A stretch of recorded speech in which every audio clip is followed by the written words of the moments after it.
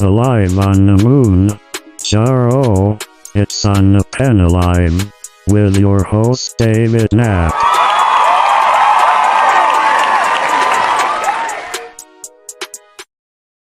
Thank you, Clap Track, and happy Thursday night. How's everybody doing tonight? Is everybody awake? It's Thursday. Hopefully, we're all doing well. I'm Dave Knapp, man on the Mounjaro. That's why I'm here. You are on the pen. The Ozempic pen, the Wegovy pen, the Saxenda pen, the Victoza pen, the Trulicity pen, the Mounjaro pen. That's why you're here, and we're all here to learn a little bit more about our struggles with obesity, type 2 diabetes, GLP-1 usage, all the things. It is so good to have you here. It's so good to be back with you all every week and doing this on the Pen live show. We've got an excellent show tonight. The perfect guest for the perfect week. Dinosaur Monkey Farts Kim. Kim on Mounjaro.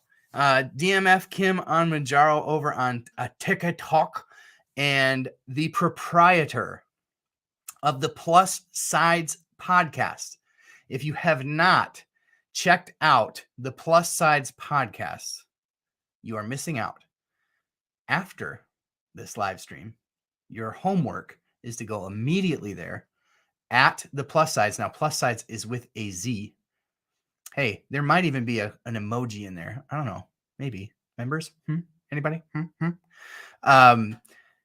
Your job is to go over there, give them a sub, because they have a great podcast. It is so informative. Kim and the crew, the Janine, who's an OG Mounjarian over here, have put so much time, so much effort into it. It's such a benefit to the community. So please reward their efforts with a subscribe, and make sure that you do that after this stream. Welcome to the TikTokians. I know that there are those of you who have come over from the TikTok, and you are over here on the tube, right? That's very hard to get people to move from one platform to the other. And so one day, StreamYard will get their act together, and I'll be able to stream this right over to TikTok, and we won't have to do this bouncing around through the apps. But while we are jumping through those hoops, make sure that you hit that like, hit that bell, hit that sub. That's your job when you're here watching on YouTube. Hit the like, hit the bell, and hit the subscribe. And then make sure you smash that heart whenever you hear anything that you like. That tells the algorithm that this show is worth watching. So welcome. We're going to do things a little bit different tonight. Tonight, Kim from the Plus Sides podcast will be joining me for What's Fresh and for our fake news of the week. And so that will be fun. I'm excited to have her because she knows so much about all of this GLP-1 stuff. She's constantly live on TikTok, answering questions from the community, giving of her time, giving of her expertise. And I'm so excited for her to bring some of that to On the Pen tonight. And we're just going to nerd out all night. That's what we're going to do.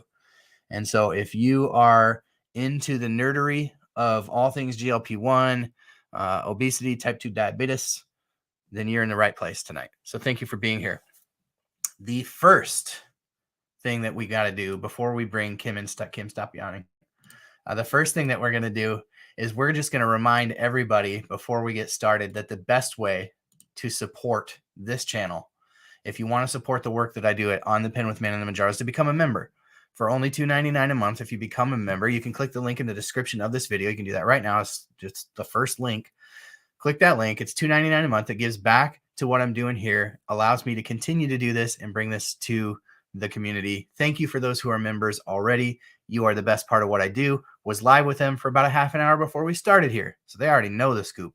So thank you for those who are already members, and thank you for those who are even now becoming members, including TB, who became a member shortly before the show started. So thank you for becoming a member, TB. It is good to have you here. And before we get into the rest of the news about the channel, I've got to roll that bumper, and y'all know what's coming. Y'all know what's coming. Let's see if I can find it. Housekeeping. You want mint for pillow? Housekeeping is the first segment that we do every week because we just gotta talk about some things that are going on, right? And in doing so, keeps you up to date on what's going on the channel, right? So the first thing I want to do is welcome the new members of the channel. So we've got several new members this week. We've got Mimi, Ao, Sabrina, Matthew, BB, Rainbow Trout, KT, all up in the comments. AJ, those are all new members to the channel, and including PMAC, who just became a member. Thank you for becoming a member of the channel. That supports what I do here and keeps me going. So thank you for the memberships. Amy's here, Chrissy's here, Mel's here, Miss Bell's here, Cheryl's here. So many members in the chat. Thank you for being here. Another thing that I want to share with y'all. This is fun. So below my streams, you've seen for a couple months now that I've had different merchandise that I've kind of put together, like different things. So I have these shirts, this just phrase on the pen, right? And so I wanted to come up with a shirt that we could wear as a community just to kind of show, you know, the fact that we are fixing what's metabolically broken. We're not sorry about it. We are on the pen. And guess who is on the pen? Miss T is on the pen. Look at that cutie pie in her on the pen shirt. Let me get some love buttons. Let me get some comments. Let me get some heart emojis. Give all the things to Miss Tapman, one of my favorite penners, in her pink I am on the pen shirt. Love it. Thank you for letting me share that, Miss Tapman. I appreciate you and all that you have done for me, all the encouragement that you have given me, and for repping the gear. Thank you so much for doing that. I appreciate you. So thank you to Miss Tapman. The other housekeeping notes, we'll kind of quick through the fact that we're doing a members only stride kick. That is well underway. Your boy has been not moving. All right, so I need some kick in the buns this week to get my arse moving. Okay, so that's your job. Kick my arse and remind me to get moving. It's so hard when you work a desk job. It's so hard. As always, the biggest super chat of the night gets to choose where the injection goes, right? So thank you though in advance for those who are giving super chats. I know I can't always follow it in the comments, but thank you for those who are giving super chats. The biggest one of the night, Chrissy, you got to help me keep up with that. The biggest one of the night gets to choose where I plug this bad girl in, okay? And that's always the same. This show, as always, is sponsored by none other than On the Pen Marketing. If you have a small business that wants to take your marketing to the next level, look no further than On the Pen Marketing. That is me and my wonderful mother, Wendy. We have On the Pen Marketing. We do things a little bit differently at On the Pen Marketing. We got our own little strategy that helps small businesses grow. So if you're a small or medium-sized business, this is going to be right in your wheelhouse. And you can get a free consultation by clicking onthepenmarketing.com and just filling out that little form will get you all set up. On the Pen Marketing. If you would like to sponsor a segment, What's Fresh, Hot Channel, Housekeeping, if you would like to be the sponsor of a segment, you can hit me up at mounjaroman@gmail.com and let me know, and we'll work something out. That's mounjaroman@gmail.com. That's it for the housekeeping, I promise. So as I told you earlier on in the stream, we are doing it a little bit differently tonight. We're doing things a little out of order. And in doing so, we've got a hot channel to bring in and do these segments with us. It's none other than Kim Carlos, the proprietor of the Plus Sides podcast. If you've seen the Plus Sides, you may remember it from such guests as Man on the Mounjaro, Triplet Dad of TikTok, basically all the TikTok doctors, and none other than Rosie O'Donnell, Betty Rubble herself. So if you have not checked out the episode with Rosie, you'll want to check that out. That is a very, very cool episode, and you're going to give Plus Sides a follow while you're there, but you're not going to want to do that now. You want to do that after the show, right? After the show. So without further ado, we are going to introduce tonight's Hot channel.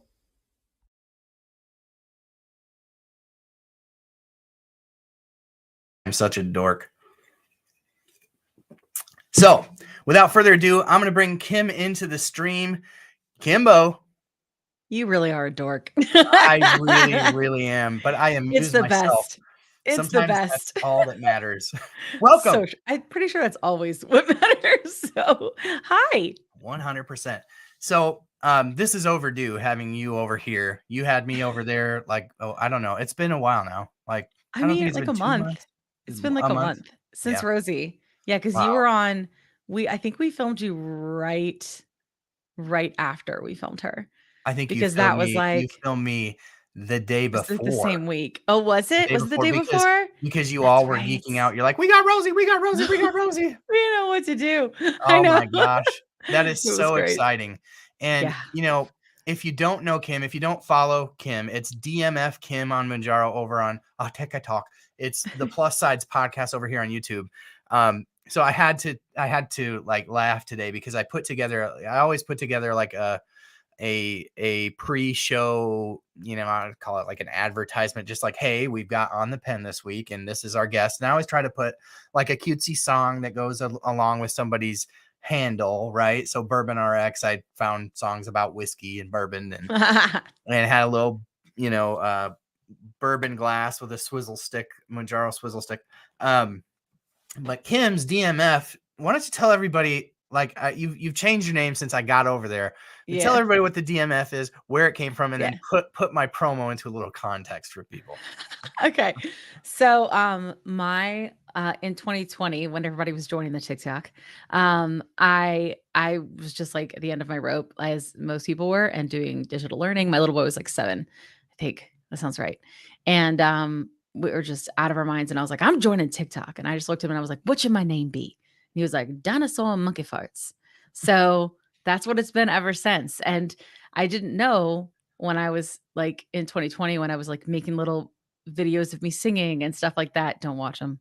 I was just trying to like lighten up Francis, you know, and I didn't know that I was going to end up doing advocacy work like for any of this. I didn't know any of this was like coming, but at some point I couldn't bear to like change it because he picked it for me. Right. And then when the Rosie thing happened, I was getting feedback like, listen, the news is not going to pick it up because they're not going to take anything serious from Dinosaur Monkey Farts. And I was like, well, I guess I'll just change it temporarily. Like, and I'll kind of keep the, you know, like I didn't want to like mess it up too much, you know? And so my son and I talked about it. I was like, listen, here's the thing. And I explained, and he's like, only if it's temporary. And I was like, okay. But now I'm afraid to change it back because of all the bananas, you know? Yeah. Right. Like, yeah. Right. So, because I changed it right when all the bananas happened and I somehow didn't get bananaed anything. Yeah. So for the YouTubers over here that aren't familiar, over on TikTok, if you talk about GLP-1s, you get banned. It's kind of what happens over there. I don't know why. It's new. Everybody has our own bad theories, but yeah, that's why we come over here to YouTube. Yep. Where we're not censored. They leave us alone, right? Yeah. Yeah. So yeah, I love that story. I think it's so cute. I think it's just such a mom thing that you kept it in there. Even you're like, like news organizations Yeah. are talking to me. I'm dealing with big, healthcare providers, and I'm still gonna leave the DMF. I love that. So I had to do Freaking love that it. as an homage to your kid, Well, because that's sweet. I loved it. I showed it to him. He was like, "Oh, that's so good." I was like, "I I was like, know. how do I How did bring he his do vision to that?" life? I love it. So He thought it awesome. was awesome. Thank you for sharing that part of, Yeah. your journey. And thank you so much. If you're not over on TikTok, you can't possibly, unless you follow the plus sides, um, you can't possibly appreciate all that Kim has done for the community and all that the plus sides is doing. So I really can't stress enough that your number one homework is to make sure that you follow the plus sides over here on YouTube. Abby, thank you for being a member for 6 months. I appreciate you. And it is a really cute story. I love it. And Abby's got a little guy of her own, and so Oh yeah. probably about a similar age too. So I tell you the I mean, like kids are great in general, but like he's my only yeah, because PCOS. But he's like my bestie, that's So, you know, there's nothing more important than my relationship with him. And so if I'm gonna yeah, keep some acronyms, like I'm gonna we'll do absolutely. it. Someday when he's TMF older, in the house. he will appreciate that sweet gesture, I hope so. especially when he finds out what a BA you were becoming whilst branding the dinosaur monkey fart's name. Yeah. Um, Yeah, so I think that what you're doing over on the plus sides is awesome. What you've been doing over on TikTok is awesome. You've been such an encouragement to me as I've ventured over into the TikTok world. So thank you. Course. So we'll get Yes. that mushy stuff out of the way. All right. So, Yeah. We are community. Like no matter what absolutely. platform we are on, we are all OTP. OTP So on you the know what I tech, mean? right? Like we gotta help each other out. We really do. Absolutely. So should we get into it? Should we get into some news? Should we nerd out for a little bit? All right. Yeah. All right. I'm always up for nerding out. I'm gonna be drinking my water though. Yeah, you I'm do you. struggling. I The struggle's real. got 10 one is Fresca 10ing. down, and now I'm on to my Diet Mountain Dew. I'm gonna catch crap for this, Yeah. but I got another Fresca on deck too. Okay.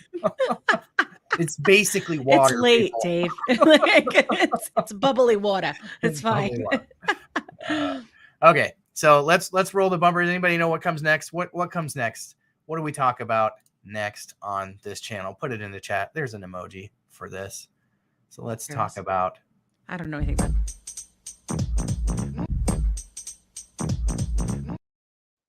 What's fresh? What is fresh?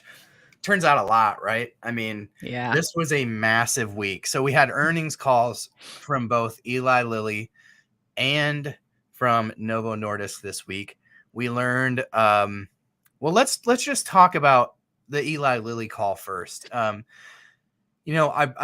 always do a breakdown on my channel of the conference calls. Ever since basically I started Mounjaro, I've been doing this. Actually, the first videos that I had over here on YouTube that actually did well, I was just covering a conference call because it's like, well, better way to learn, right? I mean, what's the company saying? And that's how I got out ahead of Retatrutide, because they were talking about that in the fourth quarter of last year as they were recapping the third quarter. And so I've been geeking out about Retatrutide. So there was not a lot of new information about Mounjaro, about Retatrutide or orforglipron. Most of it they had shared at the big diabetes conference. So I'd already run all that information down. But just a quick flyover, there was with Mounjaro, there was a couple of clinical trials. I think my big takeaway, again, I honestly can't remember everything about them off the top of my head, but I think my big takeaway from those is that most people are going to need to be on Tirzepatide long-term to keep the weight off. That was kind of the big takeaway. So I'm learning that they do these studies for different purposes. Like some of these studies are to appease investors. I think this is a very investor-centric one, because certainly the payers are looking at that going, oh, so we're going to pay for this medicine forever. That's great. But the investors are going, great, they have to pay for this medication forever. So, I mean, I think that's kind of what that study was about. With Retatrutide, you obviously saw that people lose more. Retatrutide, you lose more weight than on Mounjaro, and you lose it in like almost half the time, right? So like 24% of your body weight.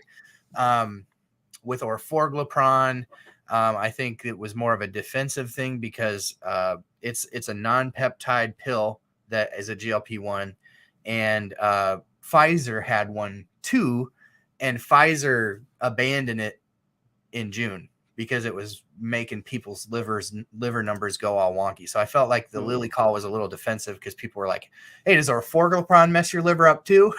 Yeah. Which is interesting because they were both non-peptide, and I think those are, not to go off on a rabbit trail. Hey, Hambone is in the chat. Hambone, that's my sister. Oh, hello. Every now and again she joins. But yeah, my sister does that too. I have the same thing. Do you have an obnoxious nickname? No, she's just Samantha. Oh, awesome. I love that you changed your name to Hambone. Maybe you did that a while ago, but welcome. So those were kind of the big things that they mentioned about the medications themselves, but then they got into some really interesting stuff about the vials and the quick injector multi-dose pens. What is Kim's take on all of that? Yeah. Because they've heard mine. Well, yeah. Well, I riff. I would say, so I think this is all like, I've said it from the beginning, and this is kind of how I got into all of this when everything was happening with the savings card and all of that was going on. And then there were shortages and everybody kind of started flipping their shit. Can I say shit on here?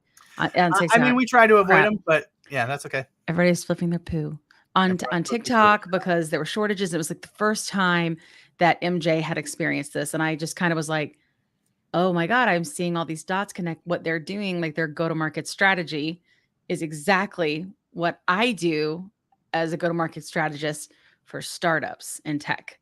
Like everything they were doing aligned. And I made my first video about it. I was like, this makes so much sense, right? Like this is what's happening. And then other people like from TechSalt, they were like, oh my God, it totally is. And then from there, I feel like everything just kind of snowballed. And now I have the plus sides. But everything I've noticed about Eli Lilly in terms of their go-to-market strategy, I've never seen anything as beautiful and as planned and as well orchestrated as what they do. It may look like, in my opinion, like they've been a little messy here and there. No. I honestly, I see what they're doing. Like it was all planned. It wasn't like, oh, we didn't know, drop the ball. There's too much demand. No, you can't. They have so much data. And with these major, I work for a major company, but not as big as this one. But you have so much data before you decide to go to market with something like this. And pharmaceutical, they have so much data and so many people signing off so that you can have a $25 coupon, right? So the demand was high. And I'm sure that they were like, juggling, but it was a digital card. So they knew what was getting downloaded and what was going to be used and how it was going to be used. And they could keep track of everything. It's not like this was paper back in the day. This is a whole different world. Like, Dave, like in marketing digital, like we got this, right? Like It's all being tracked. So when I saw your video about the vials, because I kept trying to think like, how are they going to meet this demand? Like they're going to have this announcement. And when the card had ended, I thought to myself, you know what?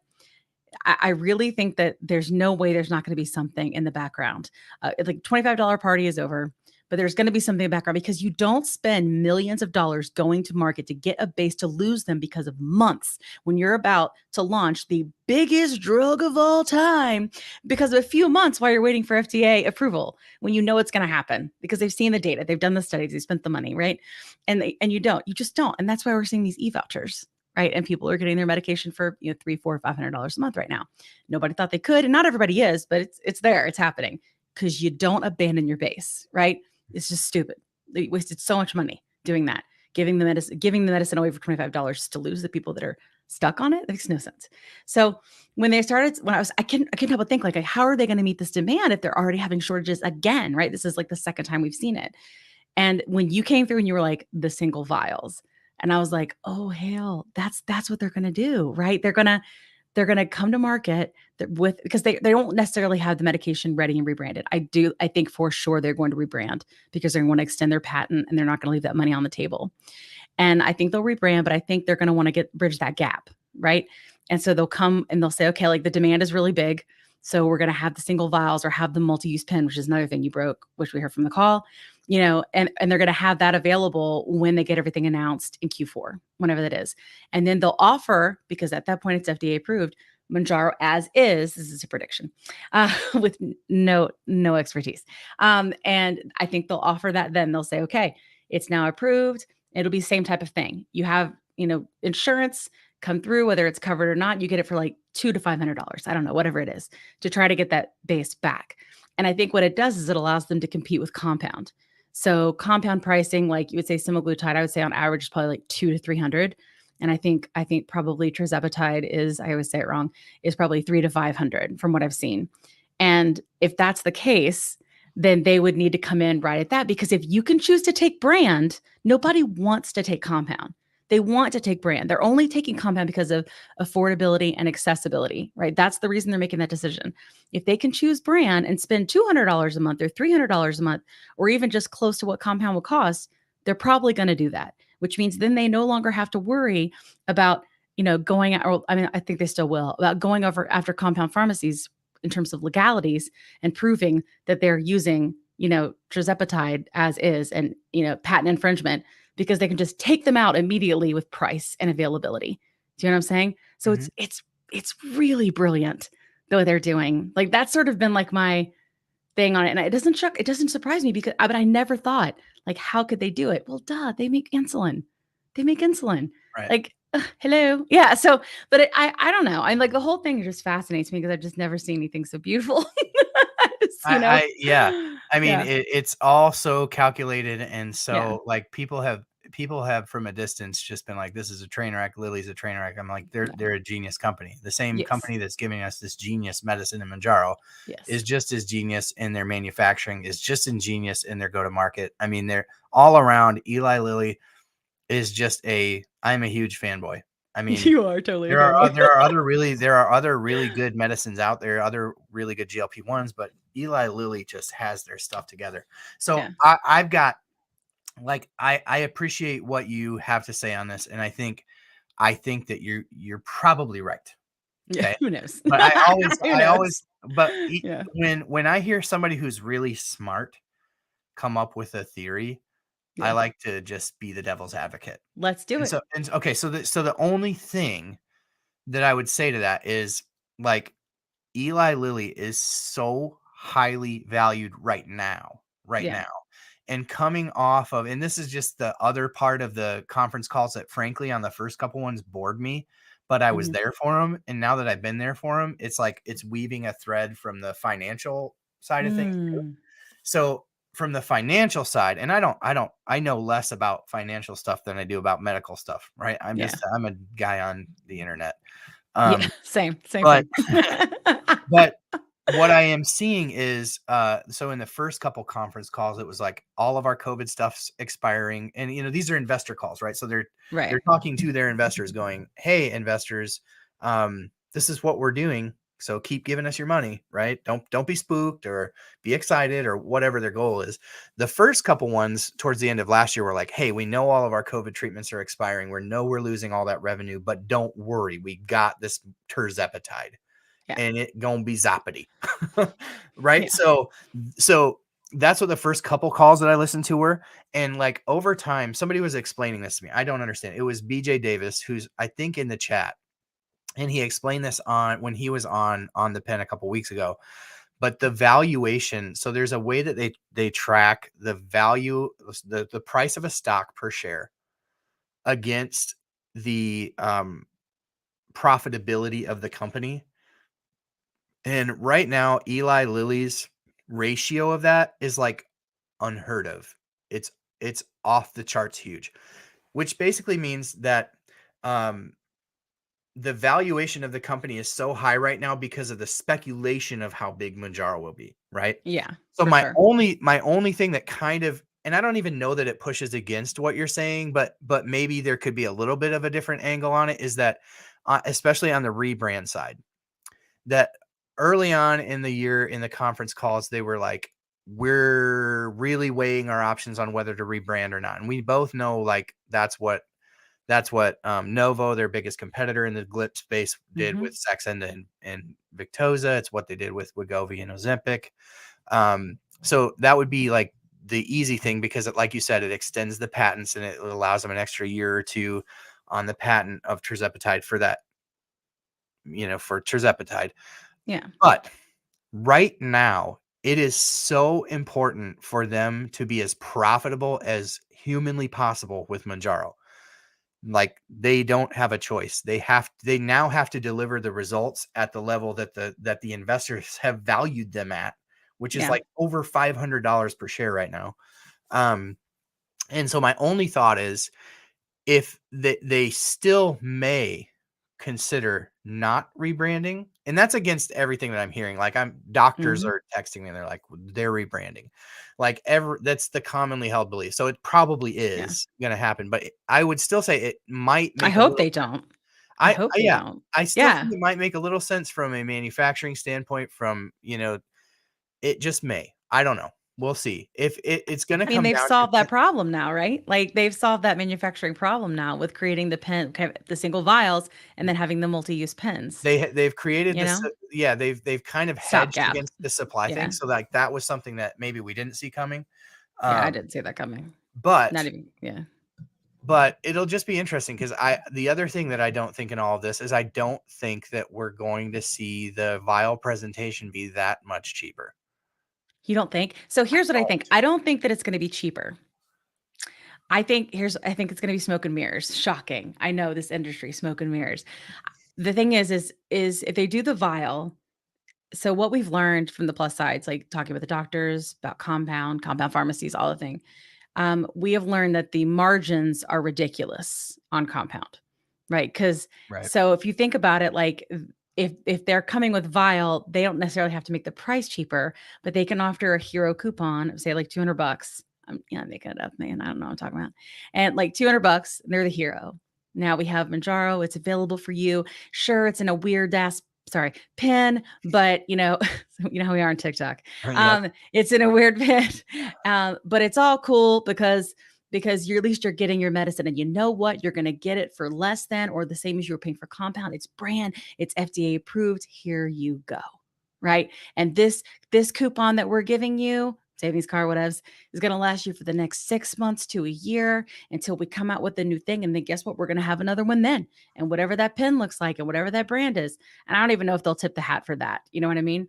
But I just think they're going to make it look like it doesn't that much, but their margins are going to be sick because they're not going to have to worry about the pen itself. Yeah, You know what I mean?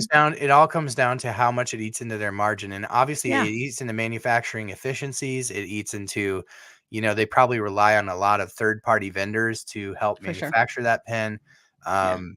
So it eats into a lot of things. Matthew always has, like, he's a little bit newer to the channel, but every time he jumps in here, he's got a really interesting perspective. And he says single dot Cool. files is for step pricing purposes. That would be interesting if they chart, Yeah. that's what they do with the compounds, right? Like, isn't it generally what they Yeah, do? it Like, is. the higher in dose you go, the more Yes. expensive it is. General. Yeah. I don't think any of the GLPs from the manufacturers are really that way, are they? Mm-mm. Which Not is that I've seen. interesting, because Yeah. people are like, well, why don't they make multi-dose vials? We want multi-dose vials. Well, that's Yeah. exactly why, because they don't Well, want but you that's what filling. happened with Ozempic, right? Because Ozempic is you can get an Ozempic pen and you can get a 2 milligram pen.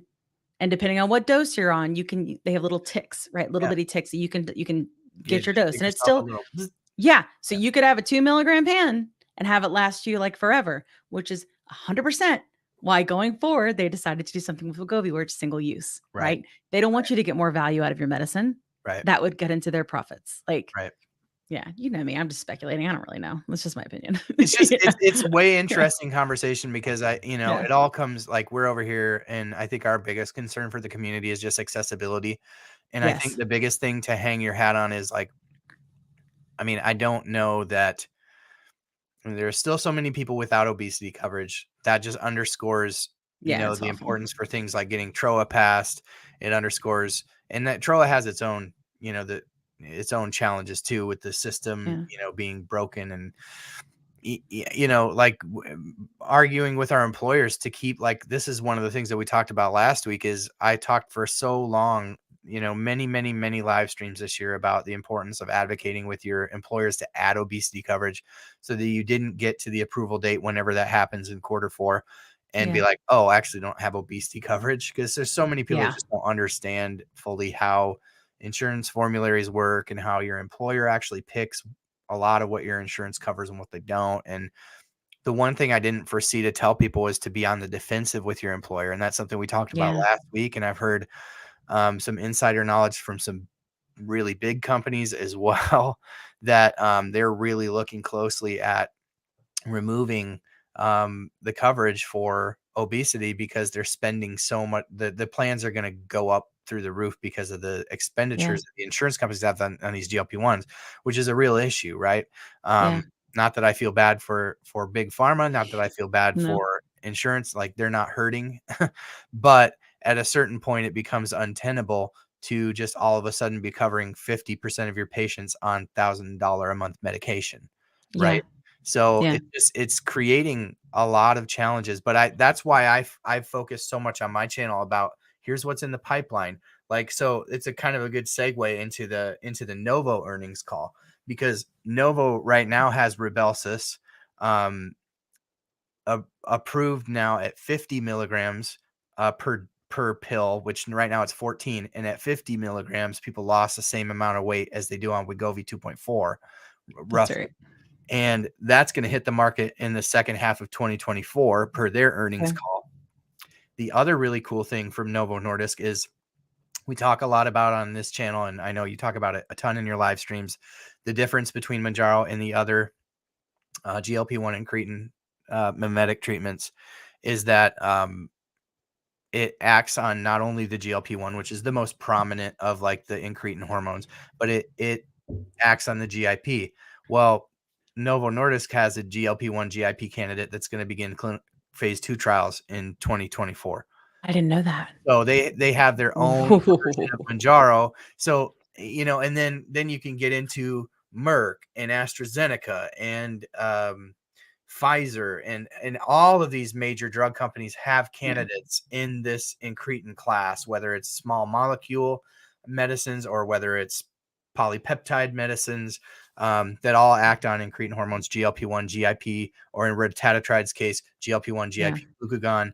And it's and Natalie brings up another point that's really good too about the cardiac stuff, which we'll get into. Did you follow any of the Novo Nordisk? No, that's all I had heard, and I had not heard. I've been a very bad advocate this week. You've been a person. God, it's 2 jobs. You're a machine. You're a machine every other week. But no, I was a bad advocate with Novo this week. Mostly because the 10 is 10ing and I'm exhausted. But but I had heard, I knew they were doing the studies. I didn't know it was approved, and I didn't know when it was going to come to market. So that's actually new. Look, you broke news with me. That's fabulous. Hey. But yeah, I think that this is just, and you know, I think a lot of times we hear people say, oh, this is just the beginning. This is just the beginning. I don't think so. I mean, I think we're in the middle. Like we're at best in class at these medications at this point. You know what I mean? Like we're in the middle of this. This is 20 years of data at this point. So I think it's just going to go up from here, but it does worry me about the plans, Dave. Like, so my company, I work for a big company, so they're self-insured, but we are offered a buy-it plan to include these things. Now, you know, my company is also not a lot of people are doing raises or anything like that. Like, and cost of living's insane. And I know my company has had layoffs like a lot of other companies too.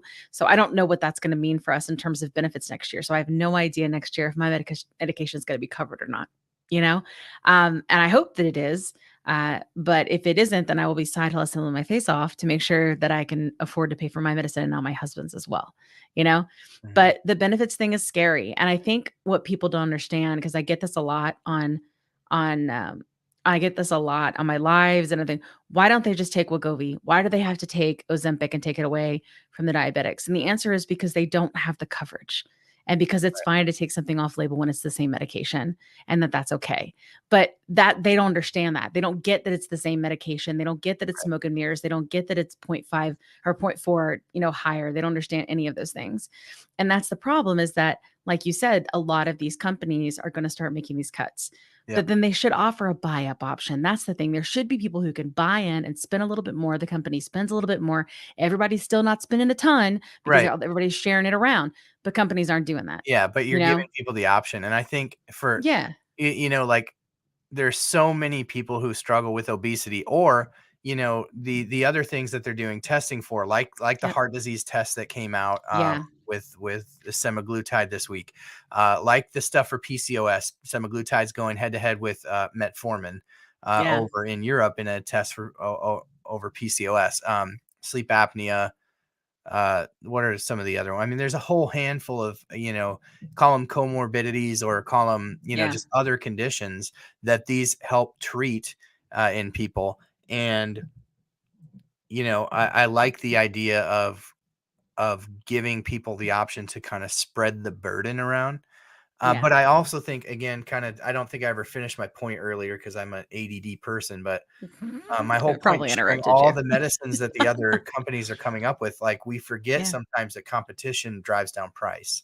And Yes. so when Novo has their version of Mounjaro, that, will probably perform similarly because it'll be a peptide acting on the same two Yeah. receptors, that puts Lilly in a position where they have to defend Mounjaro, and vice versa, So I think, the competition is a good thing, but in the meantime, and I do kind of take a different stance. Like, when you say we're in the middle, I still think, like, these things are going to get tweaked and honed over. Like, you look at Yes. Retatrutide right now, or you look at, like, the acquisition that, so two big acquisitions by both Novo and Lilly in the past 2 weeks. We're Oh getting yeah. we're getting so nerdy, but Yeah, we are. I knew this is what we were doing. That's why I was so excited for it. I was like, Oh, even if nobody watches, I'm I just so excited speak for it. M&A. Let's talk about it. Yeah. Lilly acquired that company that has that cancer treatment that is a monoclonal antibody that helps preserve muscle mass. I'd like a So, little of that. like, you look at Yeah. combining a GLP-1 with a monoclonal antibody treatment that helps preserve muscle mass, and now all of a sudden you're answering some of the side effecty things, or Yeah. maybe unintended consequences of weight loss. Yeah. Like, you look at announced in the Novo Nordisk call this week. They announced that they acquired a company. It's like I'm not even going to hazard a guess, but they have a treatment that's apparently for chronic kidney disease caused by diabetes, nephrosis. Anyway, Fancy. but this medicine acts on the cannabinoid receptors, right? That's word Yeah. sounds familiar, right? So it acts on the Yeah. cannabinoid receptors, but people lose weight on that. And so, like, combining GLP-1 peptides with other medications that help enhance their benefit, I think that's when I say we're at the advent of these. I mean, Yeah, for sure. there's so much more. Like Eli Lilly just acquired or made a major partnership with an AI company where they're going to be running, like, data through these AI machines that's going, all right, when we mix this and we mix that, what happens? What are the Yeah. outcomes? And so Fascinating. it's Oh, going to make Lily. Oh, the so development good. of these medications with Yeah. the integration of AI. Like, you think Yeah. about all, like, Pfizer just abandoned their version of orforglipron. I can't remember what it was called, Yeah, because but it wouldn't they have just it had good results, right? It was one of the ones it that had good right? results, but that was the one throwing the liver off, right? That's right. So Yeah. then before you bring that to trial and spend $1 billion on it or $5 billion on it, and to get it to phase 3, I think it was in phase 3 or about to. I think they abandoned it at phase 2 and didn't take it to phase 3. Wow. But once you're through phase 2, you're billions of dollars into the development of that drug, right? Right. But now you have AI that has the potential to maybe offset some of those loser drugs. So you Mm-hmm. never start them to begin with, and now you can focus on the ones that have the highest probability of succeeding. And Totally. so Fascinating. that's where I feel like we're at the advent, because the integration of all this stuff, the other medications, the AI, like, Lilly is so smart. Dave, I've never seen anything like it. It's crazy. They're brilliant. It's I don't crazy. know. I don't know who's in charge over there, but they're doing something right. Yeah. Like, Yeah. yeah. Yeah. It's Yeah. amazing. Yeah. So that's what's fresh this week. How What's was that, fresh? folks? If you enjoyed that, put it in the chat. Let me know. That was we nerded out for a good Yeah. long while there. So And thanks. I'm known very much for my conspiracy theories on TikTok. So Oh yeah. And just trust like, me, you are talking sorry. to the conspiracy theorist guy himself. I don't let it out because I want to keep my YouTube and I want to keep my TikTok. Yeah, I get it. Well, you can these days on TikTok, like, who even knows anymore? Some Who people can knows? say whatever they want and have no problems, and then Right. other people like don't. It's Right. crazy.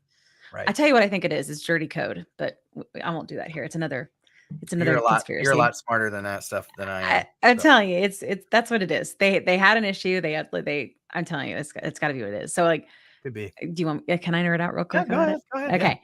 All right. Here's my like not much experience. I have a little. So yeah, for a lot of app companies, especially if they build on like what's called Kubernetes or anything like that, they use containers to manage their images, and their images are like what the base file, their base things are that you do, and they build on top of that. So I think when they sent out whatever it was on July 5th, whatever the release was, I think there was something messed up in there. And that image they continue to pull from, right, as they're doing other things. And that's why those people continue to get banned over and over again because they still have dirty code in the base image. So I think they have to go back and fix that, and they haven't done it yet. So And I think that's the problem. let me put that It happens every 3 weeks, every sprint, every 3 weeks. Let me put this into like layman's terms. So Yeah, sure. you have a document at work and you make a photocopy, but you leave your finger underneath it, right? And so it spits out a copy, but it's got your finger on it, and you didn't mean to do that. Then you run that copy through the copy machine 100 times, it's still got the fingerprint on it. Is that kind of what you're saying? That's basically what I'm saying. Yeah. It's a copy of a bad copy, and it just kind of keeps perpetuating itself. And that is what developers do, right? Because if they not, then they're going to have to rebuild everything they make, like an app, like what those specifications are, but having them in containers where they can pull down the image and just use what's there. So if they're continuing to pull down crap, then crap makes crap. This is kind of what I heard about. Oh, this is getting off topic, but this is kind of what I heard about like Facebook, why they've never like really been able to really grow into a platform that's like aesthetically better, algorithmically better, because the whole thing was built on crappy code, and then they exponentially grew, and they grew off that crappy code. Yeah, I mean, literally, like in the beginning, their philosophy was move fast and break things. Like they were like, it's fine, we'll break it, we'll fix it later. I'll fix it later. Well, it's later. Not always how it works. Right. Yeah. Anyway. Awesome stuff. Sorry.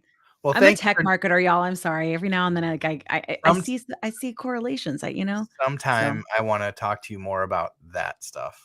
We can.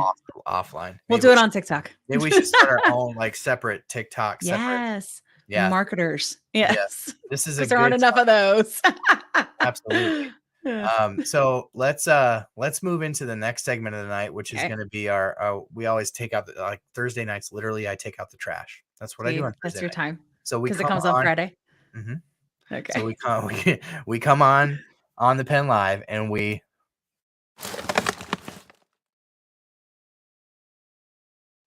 You need like a sound.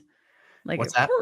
You need some sort of sound, like a trash. It does kind of have one in there. If you didn't hear it, it's like a smashing the garbage down sound. Oh no, it doesn't. Maybe it's my headphones. I can't hear it. It could be. Anyway, maybe it's just me that hears it every time. Everybody's thinking that. So all right, so let's talk about this. So like literally for the last, I want to say 3 weeks. This will be 3 weeks in a row that the trash that I've been taking out, so to speak, has been all around this gastroparesis thing, because it started with like some people who went on CNN, and then it got picked up by the other major media outlets, and it's like GLP-1s cause gastroparesis. So I came out and I'm like, it does. Like that's a mechanism of action of a GLP-1. It slows how fast your gut processes food. That's what it does. That's what GLP-1 does, the hormone. So gastroparesis or gastroparalysis really becomes an issue when you stop taking a GLP-1 and it persists. And that's what these people are claiming. And it's just a couple of people. Well, it has like blown up. And so the next week I came on and we talked about it again because what did we talk about it? I think the first week was because CNN picked it up. Then the next week, it was like everybody had picked it up. So I just went into a deeper dive of like, what is gastroparesis versus gastroparalysis, and why is this a thing? And this is how GLP-1s work.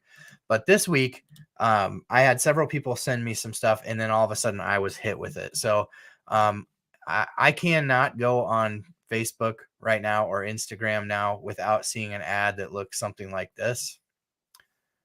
Have you taken Ozempic or other similar medications and suffered any of these injuries? Gastroparesis, persistent vomiting, persistent nausea, persistent diarrhea.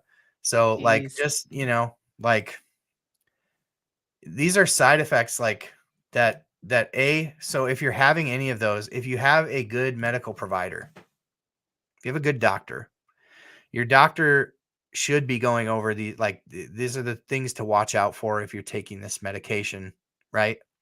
Yeah. But also you should be aware also of the side effects. That's why you come here. That's why you go to the plus sides and listen to the doctors talk about these, because it's just important to know, like, there's normal reactions to these. Nausea is a normal reaction to G, but like almost everybody that takes this at some point experiences some level of nausea or fatigue Yeah. or whatever it may be.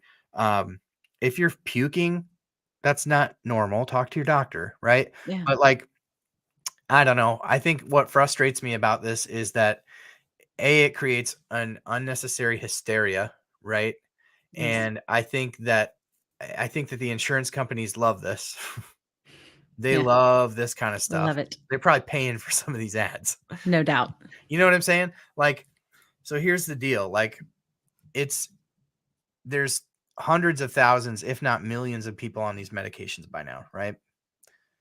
Like, the amount of people that I hear anecdotally, I've got, between all my social medias, I have about 10,000 people that interact with me.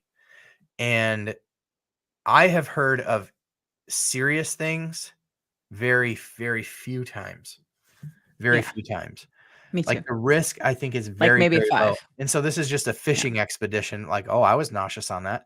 I'll sign up onto this class action lawsuit. Yeah. I think it's a big money grab, personally. What are your thoughts? Yes, all the things. Yeah, I mean, and I also think that it's I feel like every 3 months or so we get some sort of BS like this, and frankly, it's a way to control demand. Yeah, Anything that they can do to undercut this for whatever reason, you know? And there are plenty of people that want this to fail. There are plenty of people that don't want this medication out there, plenty of companies that want you to stay sick there because they sell you their medication that treats the thing that you have that's probably caused by what we're actually treating, more underlying causes.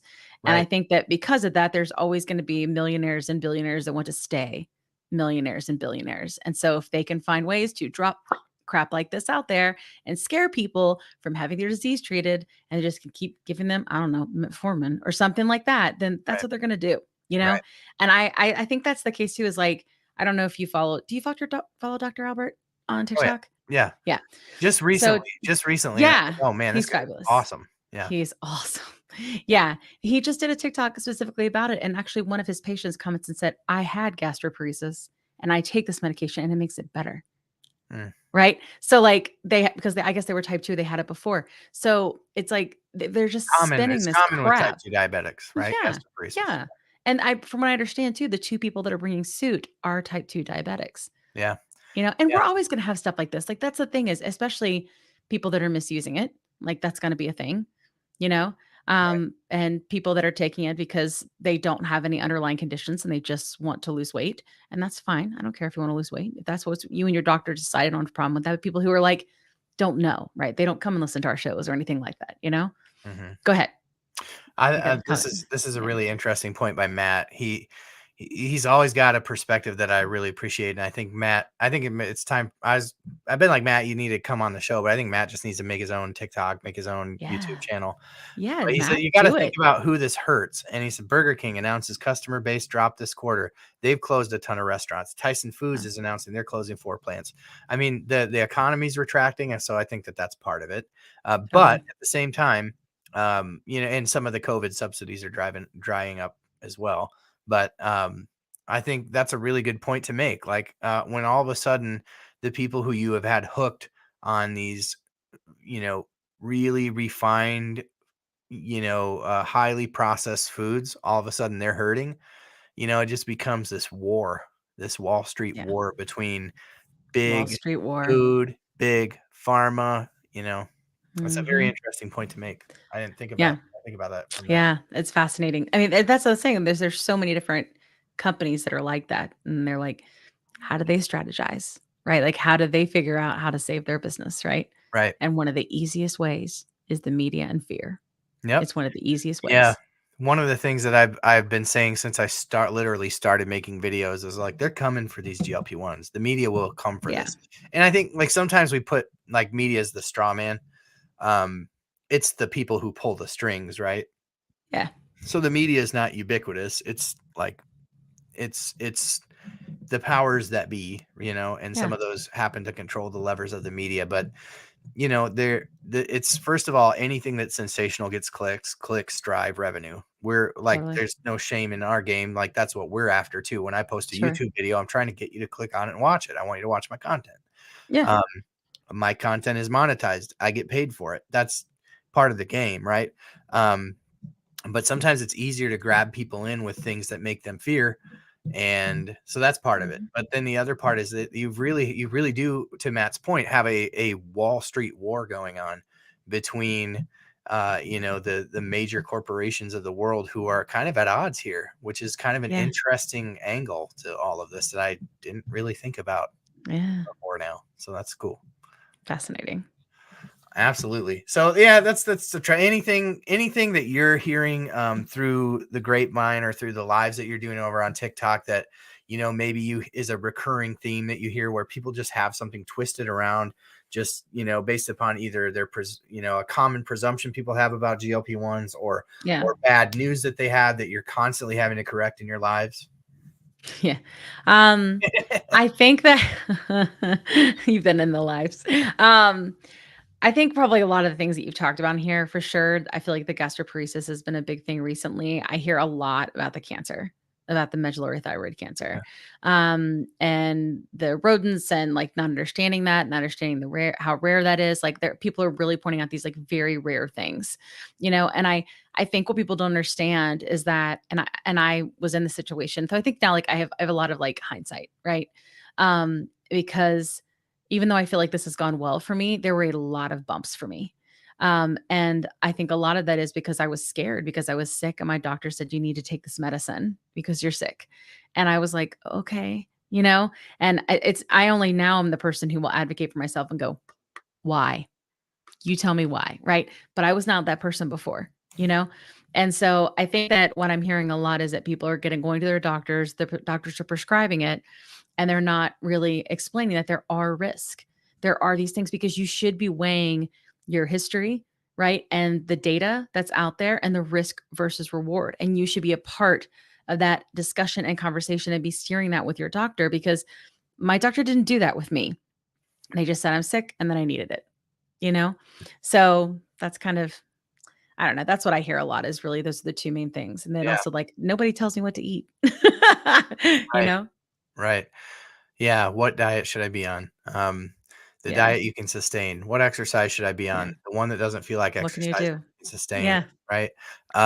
Yeah. And I'll dovetail on I made a couple videos about the medullary thyroid cancer because I do think it's important to note, because there were some with Byetta, which was one of the first GLP-1s to ever come on the market, which has a really interesting history to it, because Byetta, which is exenatide, I think it was one of the first GLP-1s, maybe not the first, but one of the first GLP-1s, which was found by researchers that found it in Gila monster venom. They found that people were getting bit by Gila monsters were coming in with low blood sugar, so they explored it a little bit differently, or a little bit deeper, and found that it was a peptide that they could isolate and then make a version of it that helped bring people's sugars down.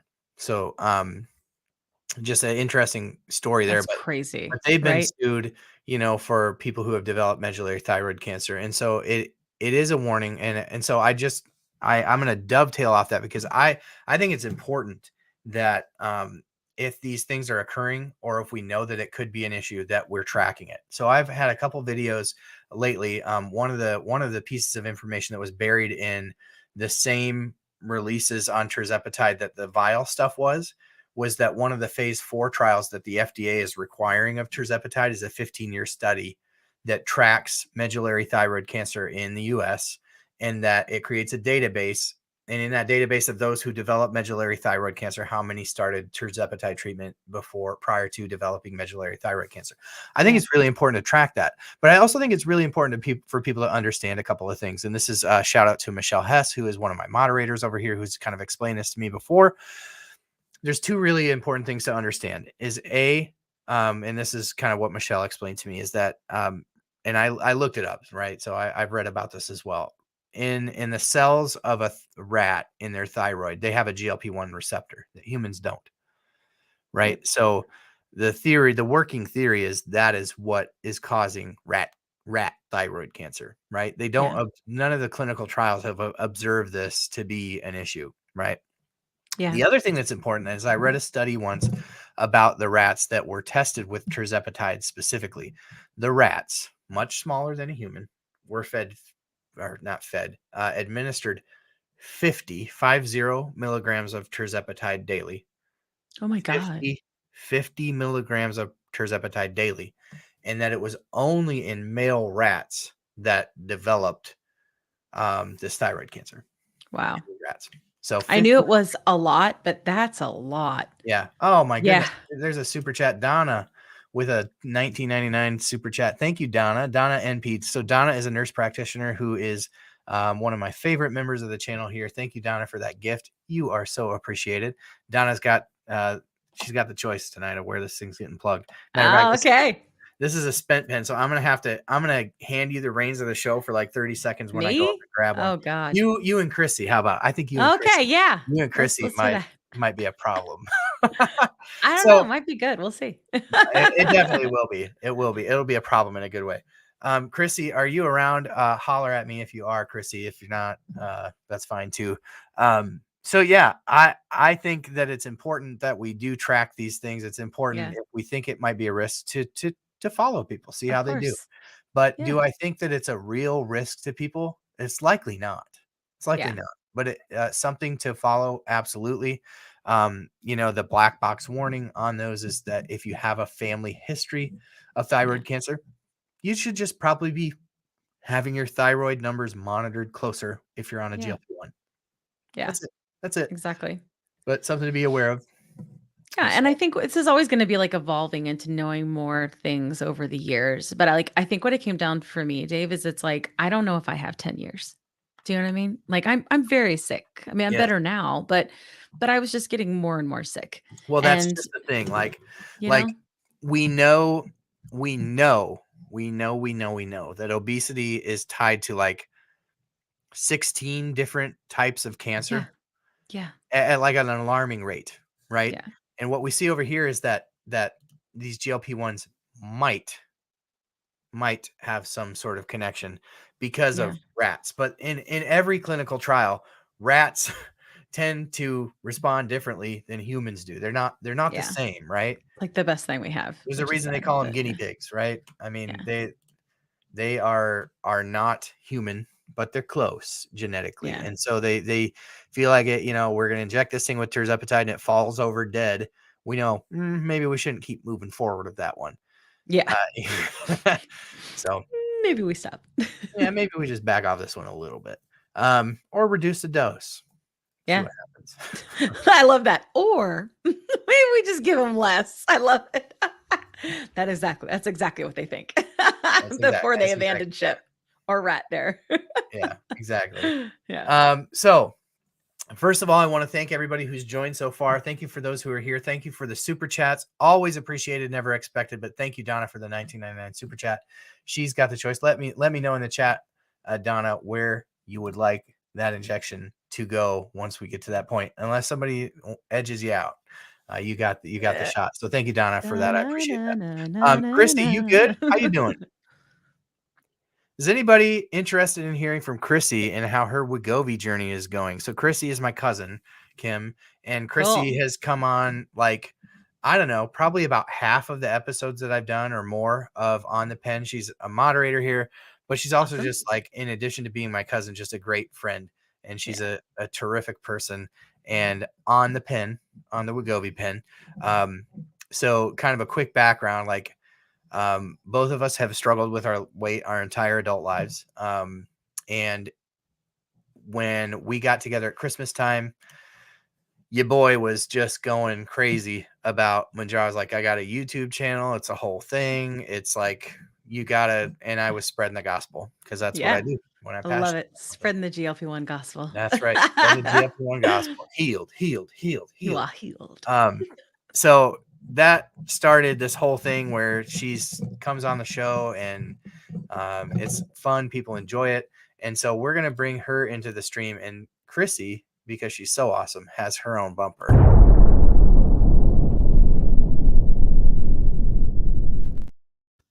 That's awesome. The girl on the Gobi. All right, Chrissy, you good? Hey, how are you? And Kim, you're free to Kim, you're free to go anytime. Like it's late. You're on the East Coast. That means it's y'all got my 11 second o'clock. wind. The 10 is second 10. win. The All 10 right, is 10, that's for sure. I'll dash if I feel like it start going like this. Like once I start schlumping, it's time to go. Once But the I want to hear how your starts- journey is going. I really do, because I was on Wegovy and it changed my life. So I think it's a great medicine. I would love to hear how it's going for you. It's going well. Yeah. If the summer would stop summering.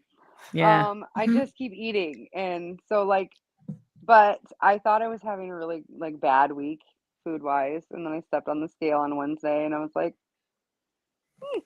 there's the lowest weight so far. It was just 1 pound, but I was crazy, like, right? okay. 1 pound's a lot. Listen, 1 pound looks like 2 sticks or 4 sticks of butter. That's a lot. Yeah.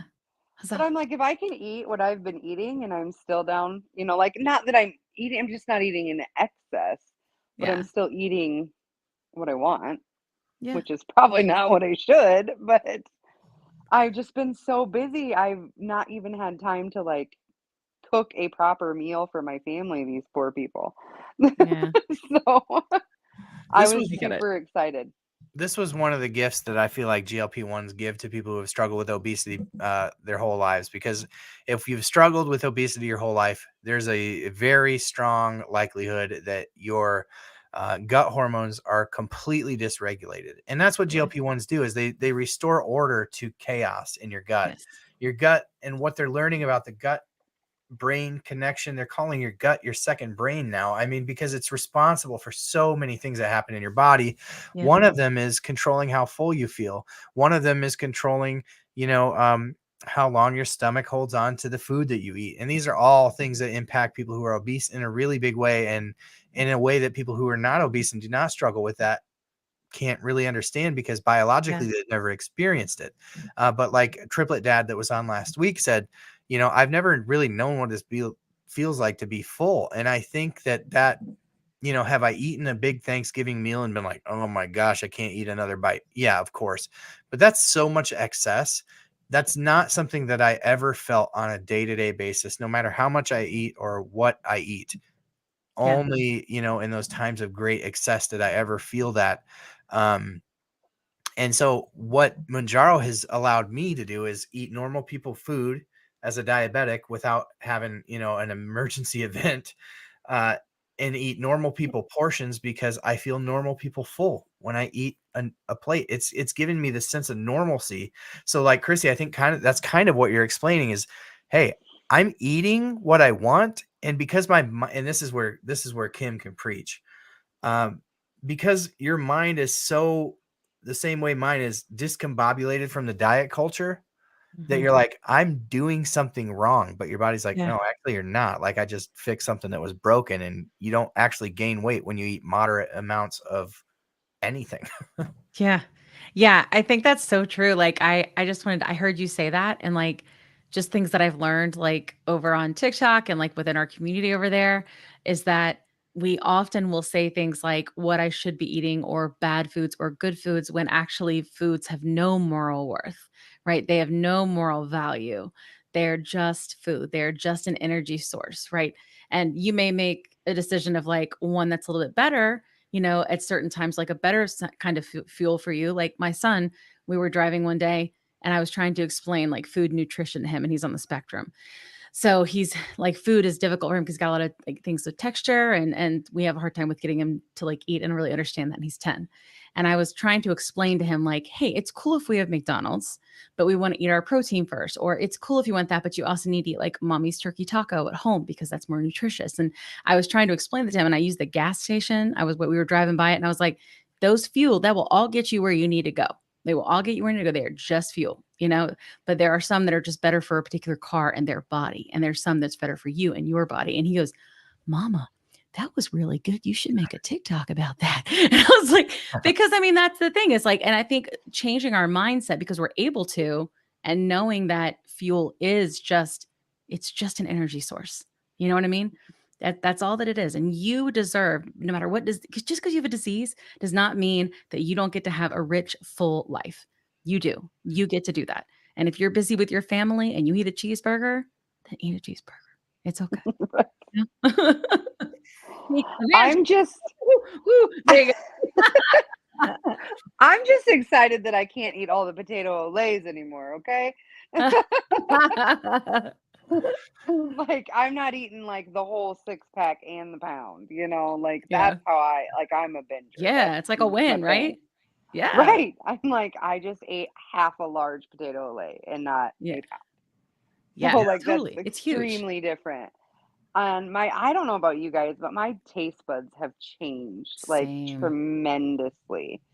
And so we're like now trying to find food is like how when you just boredom eat and nothing sounds good, but you just want to eat because you're just bored. Yes. Now I'm like, I am hungry. I know I'm legitimately hungry and I need to eat because I haven't, and I'm just need to fuel my body. Yeah. But none of like the same things don't sound good, and sometimes a lot of the quick things that are, not as nutritious don't sound good. But I don't have like certain things on hand that I'm like, you know what, that would be great right now. Yeah, my like quick on hand thing, friend, is any kind of rotisserie chicken that I like buy and I pull it off and keep it in Tupperware because I can make any recipe with that and like prioritize protein. And then if I want to have a cookie after, I have a cookie after. My has to be in the fridge is cottage cheese, honestly. Oh yeah, that's your thing.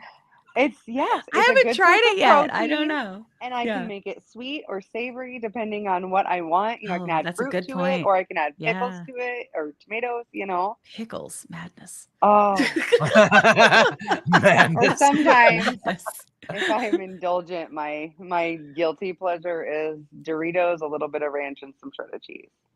It's super weird, like pregnancy. That actually sounds kind of good. I don't know. It is really good. Yeah. You prioritize protein every meal. Winning. Right? Yeah. And I've honestly started doing like protein shakes in my coffee, which another program that Dave and I actually both did got me on that. But like now I found one that's like 60 grams of protein and I'm like, yes, let's get that in the morning. What's that one? I know. I'm going to need to know that. Yeah, it's a red one, and it actually has the BCAA in it, which I feel like is important when you're not wanting to lose. Is it like a meal replacement? Is that what it is? Yeah, it's has to actually be people who are like building muscle, like lifters and stuff. But it's just at Walmart. It's a red canister, and it's I wish I knew off the top of my head. Does it taste okay? Because I'm not gonna lie, I do the protein shakes, but I only like Fairlife. So, but I can't find them. So now I'm on quest because I can't find them anywhere. I like the Premier Protein. I like that brand. No, you don't like it? But see, I don't like those either. Like I love coffee, so I'm putting it in my coffee. So I do my cold brew coffee like super strong, and then so I want to taste the coffee through the shake. Yeah, so for sure. And then I've got lost like our host. Oh, he went to get a shot. That's what it is. Yes, he went to go get. He went to go get a shot. Have quite the coffee bar of sugar-free pumps. Oh yeah, have you tried like the coffees that you can get that are just concentrate? Because then you're putting like this much coffee in like your protein shake, and then sometimes I will get like half and half, not half and half, like a whipped cream and heavy whipping cream, and I'll make cold foam. Yeah, and I'll do it like because I need the calories. Like you can't if you don't eat, you don't lose weight. Like they're glucose dependent. You know what I mean? Right. Yeah. Sorry, I always nerd out on this stuff. I'm No, like being too invasive. I'm sorry. that I love. I actually, and that's a whole nother thing. I think I just love caffeine, and that's probably a huge thing. But I've gotten myself off the energy drinks until this week. I've had a couple more. Yeah. Because now I figured out and got the syrup to dupe the Scooter's prickly pear, and I just love it. And it's like, is it better to have the calories? Better to have the money in my pocket that I would be spending on Scooter? Yeah, totally. I understand. The struggle is I real. want my wallet fat, but I still want my waistline smaller. Yeah. It's funny with the whole like weight loss thing. It's like I want all that, and that's all great. I do. Right. But I get so many benefits from this medication outside of the weight loss that I would, as long as it's safe, I'll take it forever. I was thinking to myself, like, for some reason I was daydreaming at work, and I was like, if I only lost a pound a month, it would be 12 months in a year, or 12 pounds in a year. And I would not be mad at that. There's a lot of years where I've gained 25, so, or more. Sames. Yeah. So like down 12, still a win. Yeah, it is a win. That's one of the things that I keep telling myself, is because people are like, I'm stalled out. I've been stalled for 2 weeks. I'm like, okay. I've been at the same weight for 4 months almost. Chrissy, I had a 3-monther. When was Easter? Because Easter is literally the last time I lost weight. So that was a long time ago. Yeah, it was. I mean, it was a whole deal where I had to titrate back and all that stuff. So I think that made a huge difference for me, because I'm type 2 diabetic. I think, just anecdotally, if you're a diabetic, the studies already show that if you're on a GLP-1 and you lose a bunch of weight and you go off, it's very hard to not gain weight no matter what you do when you go off. If you don't gain weight, you're kind of an anomaly. Not saying it can't happen, because I've heard of plenty of people who don't, but most people do. The month that I was on 5, I think I gained almost 8 pounds, and I didn't do anything differently. Matter of fact, I was moving quite a bit more, because that month was the month that I said, I was like, I really got to move more this month, because I'm titrating back. If I'm eating more, like I doubled my movement versus the prior month. Like twice the amount of steps a day. And anyways, I think that, with completely the benefits, that additional are not weight loss. Yes. Like not feeling like I need to go take a nap after the potato olays. Yeah. Like still having energy, or playing sand volleyball tonight and not like, yeah, that's cool. Dead right now. That's like you being able to have a rich, full life, right? Like that's a big difference. Yeah. Normal people activities, and not being. You deserve to be able to do that. We're only here once. At least that's what I hear. I don't know. I may learn more later. Yeah. Exactly. Yeah. These medications are changing people's lives. I mean, I think that's the bottom line. And really that's why we continue to advocate, continue to jump on here, answer questions. I mean, we don't do that so much on the pen, but like you and I both, Kim, do it almost on a daily basis, over on TikTok, answering questions, helping people, especially people that are just starting out, right? That just have so many questions, that are like, I'm just starting. What can I expect? Or I want to get into this. Which medicine should I choose? Why is one better than the other? Those types of questions. And, that the point that I was going to make earlier was if you're a diabetic, right? The studies show that if you're not diabetic, and whoever you are, if you get off these, you gain weight. I think that what it'll show ultimately is if you're diabetic and you get off these, it's like exacerbated. Yeah, 100%. I think that just like the weight loss is slower. I think once you get off them, I think it hits you twice as hard too, because again, the metabolic stuff just comes back raging, right? My sugars came back raging. Even now with the 10 milligram, one of the things that I'm interestingly noticing, and somebody had mentioned this on a comment on one of my videos, is that they're concerned about GLP-1s. And I think this is like an interesting point to make. Like they were a really contrarian type of like, just, they were saying it kind of to be a jerk, which, people do. But I always try to like, put myself in those people's shoes. Like, do they have something of value to offer here? Because they're clearly passionate enough to take their time to comment on something that they don't care about. Yeah. So this person's point was they're afraid that people's pancreases are going to get used to the stimulation of GLP-1. And when you take the GLP-1 away, they're not going to know what to do without that extra stimulation of the GLP-1. And one of the things that I did notice when I went on the 5, it was like, if I deviated and ate any sort of carbohydrates, my sugars weren't dancing around 200 like they were before Mounjaro. They were up well over 200. Yeah. So, and that might be short-lived, right? Because eventually you may come back to your equilibrium, but I think there might be something to that. The other thing that was really interesting that I heard, not Dr. Albers, who's the other doctor who's always going live on TikTok, who's just awesome. He's in Manhattan. There's a bunch. Is he in? That's Dr. Rosen. Dr. Rosen. Yeah. You've had him on the podcast. Okay. So 3 times. Yeah. He's amazing. You've had him 3 times. I've got to watch all 3 of those episodes because I really like they're them. so good. The 5, the 5 is called Fat and Lazy. It's so good. Okay. And we geek out. Like, we talk about like how these were like reverse engineered from like what they learned from, because he's a bariatric surgeon, right? What they learned from bariatric. It's super geeky. Go. I have to watch that one because that's really what sold me on. Hey, Janines here, another member of the JT of the Plus Size Podcast, right? Panel. Yes. And a longtime follower of Man on the Mounjaro. And a guest. She was on here just the other night. Yeah. Or the other week. She did such a good job. Real quick.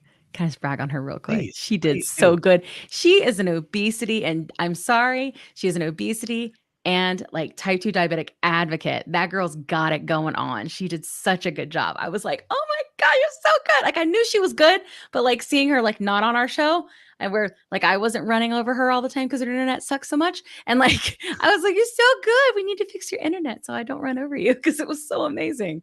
That's know? awesome. Sorry. I don't know if it was on my show GT. or on one of her lives that she was doing on TikTok, but she's like, I think it was you that was like, you just need to go live, just do it. And she was afraid to go live. I'm like, you? Yeah. How's that work? I was like, we're just doing it. Come on. I just texted her that night. I was like, we're doing it right now. Come on. Awesome. Yeah. That's so and then she's been doing it ever since. She's a rock star. Yeah, she's great. Yeah. So welcome, Janine. Thanks for being here. Again, ADD mind. What were we talking about? Somebody? Chrissy's ADD. You can't help me. Yeah. Are you ADD? Yes. Yeah. All right. Well, this is a bad combination. Someone in the chat. Where were we? What were we talking about? Matthew, what were we talking about? Anyone? What were we talking about? No, this has been a great conversation. It is always so fun to talk to other people that are as passionate about this. Honestly, it's hard to find. Like, Kim, it's hard to find people who are as passionate about a topic that they'll just devote like all of their extracurricular time. We're talking Brent. We were talking about Dr. Rosen. Yeah. Dr. Rosen was saying something super interesting. You said on the podcast, and that as far as like bariatric surgery, and that was what got me interested in GLP-1s. Brent, you're a lifesaver. And with the bariatric surgery, what my doctor said, because I was basically, he had me exploring bariatric surgery prior to even mentioning the word GLP-1 to me. Yeah. And I didn't have coverage for obesity on my insurance. And so he's like, well, here's the deal. There's this new class of medicines, but they're super expensive and they're hard to get. They're hard to find. But basically, and this is the way my doctor, and then I want Kim, if you can just either validate this or tell me what Dr. Rosen had to say, because he's awesome. He said he'd come on too, by the way. Like, I was in should definitely do live, that. and he's like, let's do it in September. So I need to reach out to him. Yes. But the way my doctor explained it was, he's like, what we've always thought about bariatric surgery is just what's obvious. Like, you make the stomach smaller, people eat less, they lose the weight. And he's like, and that's true to an extent at first. He said, but what really ultimately happens is that your gut hormones are restored. And all of a sudden, what was dysregulated in your gut hormones gets restored, and you're making more GLP-1, you're making more glucagon, you're making more of these hormones that are responsible for making you feel full. And that's why there's sustained weight loss with this for a lot of people, is that they're able to basically restore these hormones. And that's basically what these are doing without, it's like basically bariatric surgery in a shot. And I think as they get better, that they will, that little one-liner will become more true. Yeah. Is that kind of what he had to say, or did he say something totally different? No, like you're on track. He said it more like he was talking specifically about. Sorry, my booty's been sitting here all day. It's like, Kim, get off your butt. But he did say very similar to that. He kind of says gut hormones, but he does talk about like the glucagon, right, specifically, and then the glucagon like peptide, the GLP-1, and he breaks it down from like what it looks like when he does a sleeve, what it looks like when he did a lap band, what it looks like when he does in Fat and Lazy. And then what he does when he does a full gastric bypass, and then what they learned based on like what would happen to people and how that was like almost curing diabetes before they even left the hospital. Like they were off insulin before they even left the hospital when they would get these surgeries. And so then they were like, we should research this further. And then we're able to basically reverse engineer that whole thing, right? To be able to create this that people would feel the same type of feeling, right? In the same satiety that they felt when they got the surgery. So now there's some people, and that's what's good about Dr. Rosen is like he'll prescribe a GLP-1 or he'll do surgery. It just depends on the person and what they need. You know, if they've already had surgery, he'll prescribe it, maybe because they need a little bit extra, like Rosie, right? Or maybe they, want to do something like triple dad, like they need to get to a certain weight to have possibly better success with the surgery, right? That kind of thing. And I'm speaking for him. I don't know his plans. I'm just saying. I know he's been talking about it lately, but yeah, so that's what he says is like he really breaks it down. He nerds out pretty good. Yeah. What I really thought was good, because I've made several friends along this journey who are like, somebody once said to me, like, that person is like Discovery Channel big. Like they like when you watch the shows like 600 Pound Life. I don't know if anybody watches that. 600 Pound Life was like really integral to the start of this GLP-1 journey to me, because I was really watching that show obsessively, because I was like, there was a part of me that was like, this is the track that I'm on. How did these people get here? I want to know more about how these people got there, because I feel like that those are the rails that I'm on and I don't know how to get off them. I can't. Everything I did, like, it didn't matter how hard I tried, because I on my journey, when I was diagnosed type 2 diabetes back in 2021 in the fall, I was like, I'm going to do anything I can to become not diabetic and not overweight. Like, just please tell me. And my doctor was like, well, you're diabetic. You need to reduce your carbohydrates. That'll bring your insulin levels down. You bring your insulin levels down, your weight will come down. And I believe in all that science, but the thing that happened with me is I brought my diabetes into remission within a year of being on strict keto, but my weight went from 319 to 312. Yeah. In that year. And I was like, so I'm watching my 600 Pound Life and I'm like, it doesn't matter what I do. I've done a year of everything I've been told to do. This is my future. What were these people doing? How does that true up with my life experience? Because I feel like this is a track that I'm on. So anyways, what I really appreciate about what Dr. Rosen has to say for those people, if you're the type of person who's watching this and with as many people as see these, there's certainly some, because they've been on the show before. If you're 700 pounds, if you're 600 pounds, if you're 500 plus pounds, these GLP-1s are really great to help get you down to the level where you can get that surgery. Then we can be safely operated on. You let the surgery do what it does. And then once the surgery effects kind of wear off, the GLP-1 can help you maintain. And that's what I heard in Dr. Rosen's live the other day. And yes, it talks about that on the same thing on episode 5. Yeah. Awesome. Yeah. It's nice that they have like multiple options now, and then I think like even what Roby said, she's like, you do what's available. You're sick.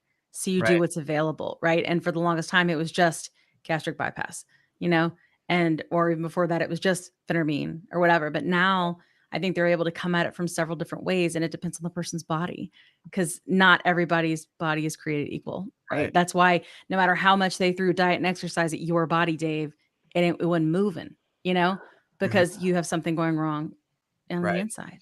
Right. I remember a post that Dave made that said, so does 600 Pound Life like contact you, or do you contact them? Like, how does this work? That sounds like something you would say.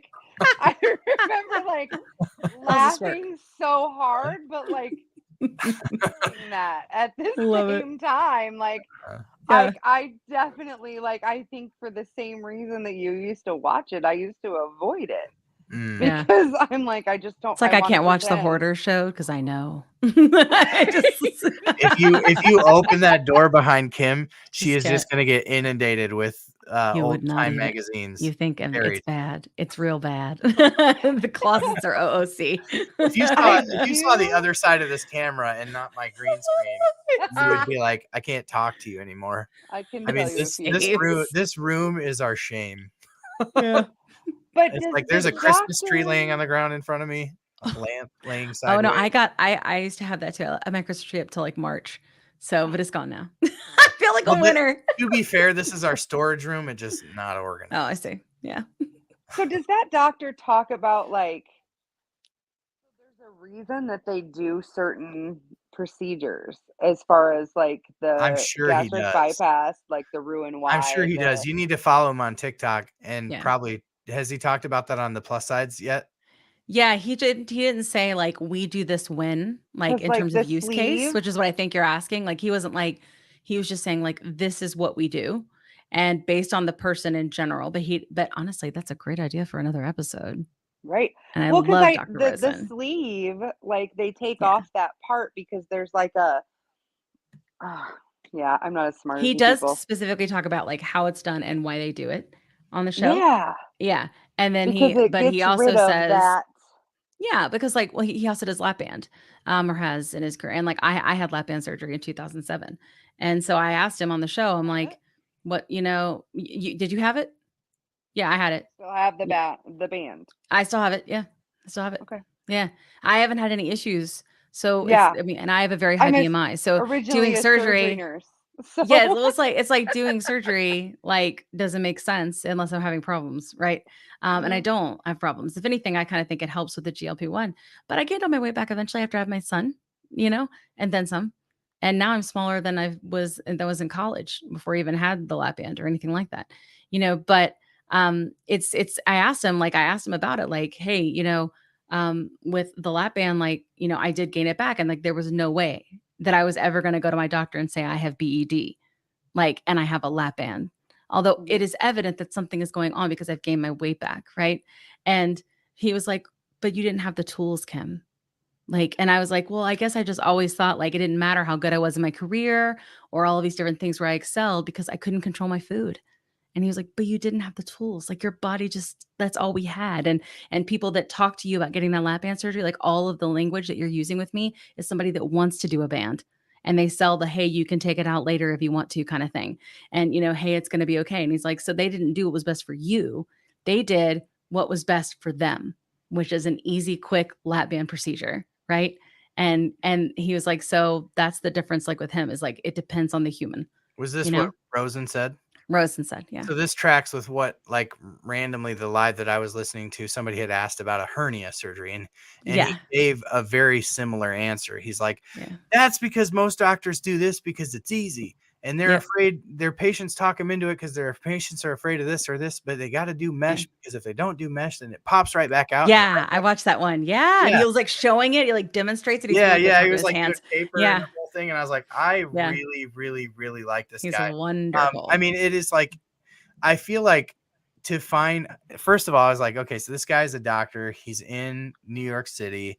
Yep. He's busy. He's got little kids. He's preparing for this big trip to have his daughter's bat mitzvah in Israel. And like, and he's spending. Oh, are they going to Israel? That's awesome. Yeah, that's what he said. That's in I think he said they're going in September or in October because he wants to do this show in September, which I was just thrilled that he was so willing to do it. And he just wants after listening to his live for a little while, I was like, this is because this guy just loves what he does. And it's so hard to find doctors that are so passionate about people and helping people and like getting to know people on a personal level. I'm like, he's giving the last hour of his day to a live on TikTok. Mm-hmm. I'm commenting and trying to be like there because there's like 500 people there, and I'm like, hey, I'm here too. But as one does. Have any of these doctors brought in anything in regards to mental health and the GLP ones? Yeah. Because I Go to my show. seriously, I talk all about it on the show. listen, I got to get off the serial killers. I went down a Listen. rabbit hole. Oh my gosh, I and don't even do that anymore. I used to be obsessed. Yeah, with true crime, and now it turned off like a switch. July Gone. 14th, it all started over again because then they Ugh. arrested the list. Yeah. And now I'm back in it. Yeah. Sorry. I gotta tell you, I don't know. It really does help. The mental health thing has been huge for me, girl. I'm telling you, it's like I'd My stay out doctor forever looked at just for me. that. Yeah, My doctor looked at me and she was like, "You look good. Wegovy looks good on you." Like, it does look good she on you. didn't Yeah. mean you look skinny. She's like, No, "You are happy." because you were sick and now you're getting better. Yeah, Yeah. exactly. Like that's really what it comes down to. Is a sick person needs medicine. What the hell?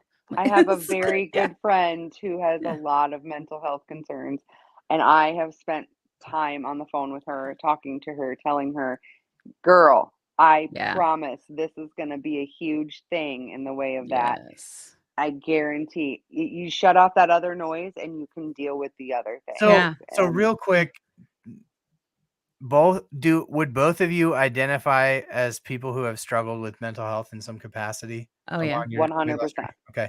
Yep. So could and both of you have used Wegovy. semaglutide? Yep. Okay. So could you just talk and we won't belabor this and we'll get off here in a couple minutes, but could you both of you just kind of talk to, like, there's a lot of like fear mongering out there about, Oh yeah. the suicide stuff. And like, I share everything on my channel. If it's news, it's news. Sure. And I think people need to be aware, but like, what are your experiences as people who both identify as having struggle with mental health issues, Mhm. both battling obesities and or issues that arise from that condition? Like how was your experience with semaglutide, or is your Yeah. experience in light of all that? Yeah, I talk really openly about this because I think it's important. I'll give you a rundown. If I talk too long, you just tell me. No, Okay. go for it. So when I was in college, I was assaulted, and it was very traumatic for me. And when I went to the student center, the lady asked me what I was doing in a bar, and it wasn't my fault that somebody put something in my drink. And there was a whole lot of trauma that went around all of that. And instead of actually helping me work through the trauma as a 19-year-old girl, they just put me on medicine. And they diagnosed me as bipolar because I had too many mood swings. And I took this medicine and I gained 100 pounds like that. And during all of this time, because that's what the medicine did. If I had been able to take another one off label, I probably wouldn't have gained the weight. We may not even be here. But that's what happened to me, is that's what they did. So, but nothing ever really fixed it. And other than time and therapy.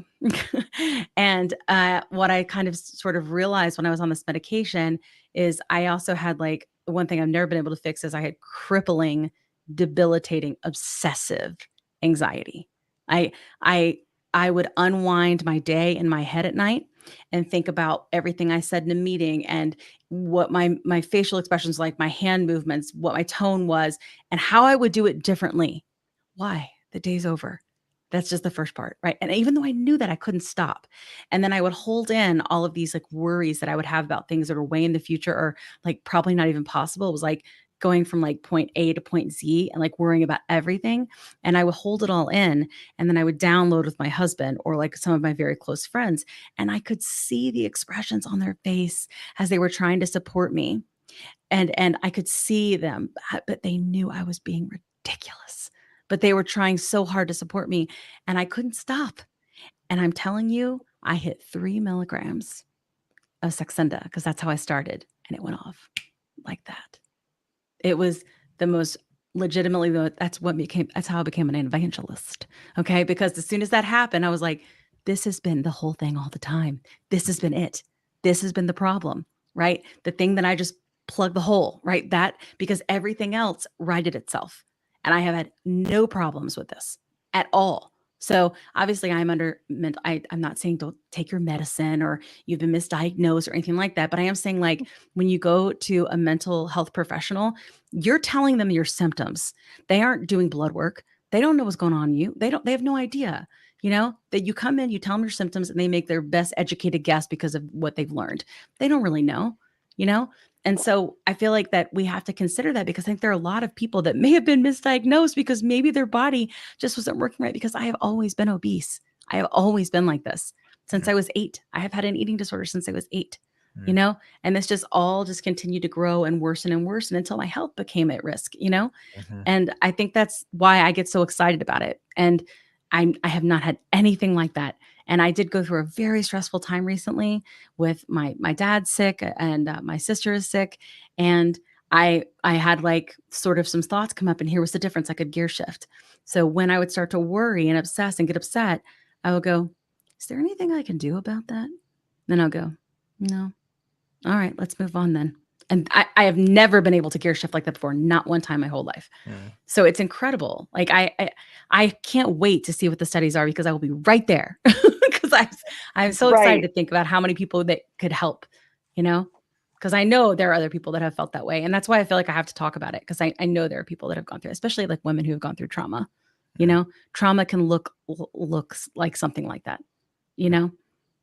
So anyway, I'm pretty candid about it. So do you think that it's exclusive to women who have gone through trauma? I don't think so. Or just there's not a lot of guys that are out there like, this is the trauma I've been through, and like no, women tend to be more courageous in facing that stuff. Men tend to there's a lot of shame. And I have plenty of men that I know in my life that, because I don't want to like air their business. Right. That has been a very big shame. And I think that's a lot around like our culture. Right. And I think men are supposed to be like this, I don't know, pillar of strength, you know?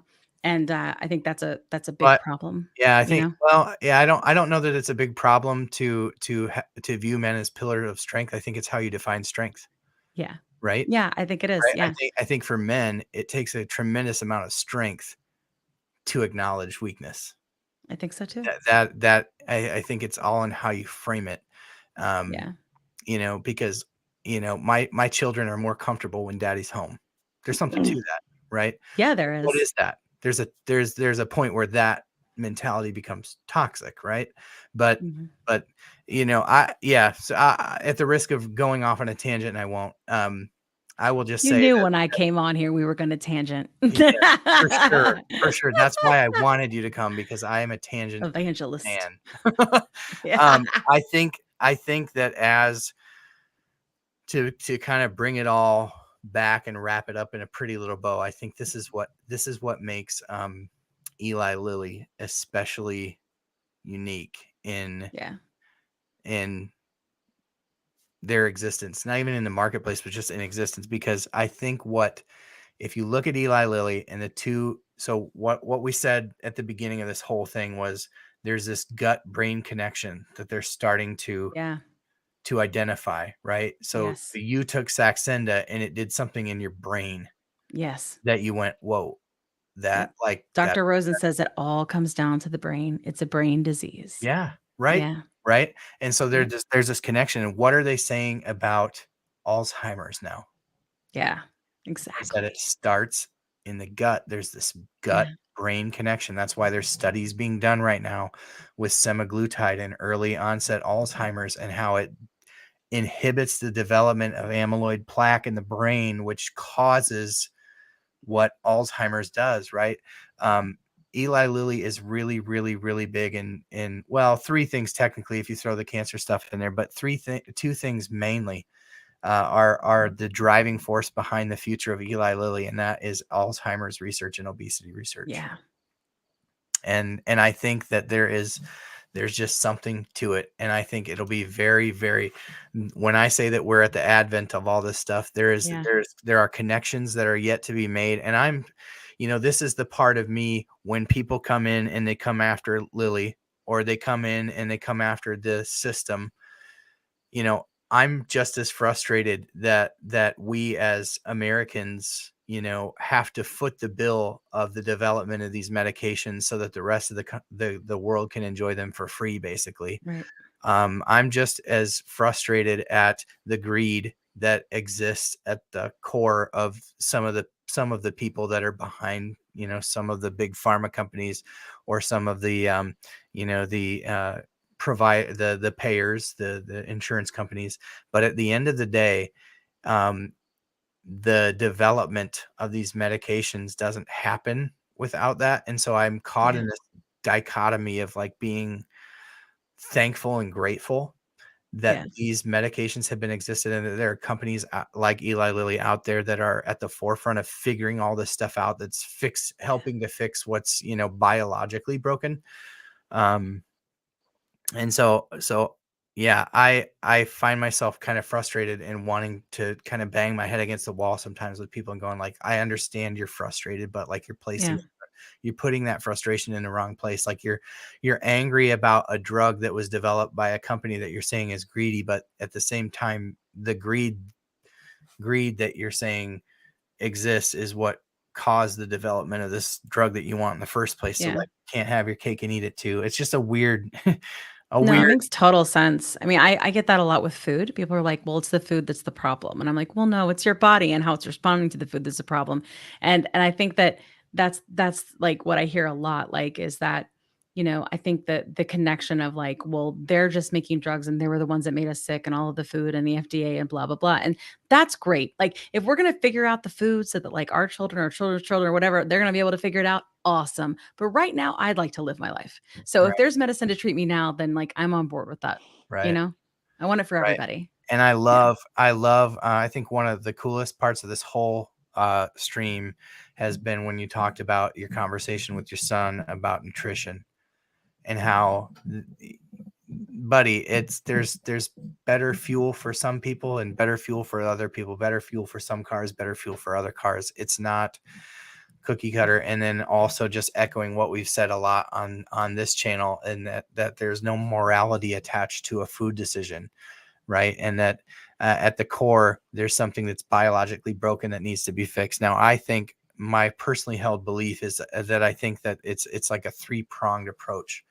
Like there's the mind, the body, and the spirit, right? So there's things, whether it be trauma that has hardwired our brains to do certain things and our bodies to react certain ways. There's the body where, eventually you become metabolically broken and medicine can fix that. But then there's the spirit, because, we all have a spirit, and there's things that we know that we have to do within ourselves, like things that regardless of the trauma that's happened to us, regardless of the biology that affects us, there's still something that yearns within us to like, I have to do this for myself. And that's the spirit side of it. And I think they all three have to be addressed to really combat this. And I think the one that has been neglected has been this biological one. I think most people acknowledge their spirit. They acknowledge the behavioral side of things. Totally. But it's like the biology that even me didn't understand until I really got to understand how GLP-1s work and how what incretin hormones were, and like how that all becomes dysregulated and messed up. And so there's no shame in fixing what's biologically broken. There's no shame in fixing what's mentally broken, whether, that's through therapy or whatever, or spiritually broken, whether that's through, more traditional, like religion. Like for myself, I'm a Christian. I love Jesus. The core of my spirit is not well unless I am following what Christ wants me to do. And that's, for different people that means different things. I understand that there's a very diverse group of people watching this, but there's a mind, body, spirit connection when it comes to battling this disease. And it's so exciting to be talking about the biological part of this side, but to be kind of addressing some of the other sides. And I feel like that's what you do really well, Kim, on the Plus Sides podcast, is you kind of view this thing from a 360-degree view. And I appreciate that about you and the Plus Sides podcast. If you do not follow the Plus Sides, please make sure that you follow the Plus Sides podcast. Make sure that you find her over on TikTok, the handle that she has there, next to her name, Kim at DMF, Kim on Mounjaro. That's going to be her TikTok handle. It's this one. If you're thank you. Oh, I never know which way to point because everything's back in a mirror. but make sure that you follow her. I really, really, really appreciate you being here tonight, Kim, and giving. I know that the 10 is 10ing, life is 10 is lightning, 10. TikToking is TikToking. Like Yeah. you and I think are understand uniquely like what it is to balance this pull of like feeling a sense of Called. obligation to the community, Yes. but also the obligations to our lives, our families. Yes. And I don't know about you. I mean, I know that you have a loving family, and I have a adoring wife who's got big life changes going on right now. I was just gone for 36 hours. She's like never batted an eye at me doing this because she knows how important it is to me, but she's like on her deathbed sick right now. She's got her own chronic illness that she deals with. She's had rheumatoid arthritis, and she was 10 years old.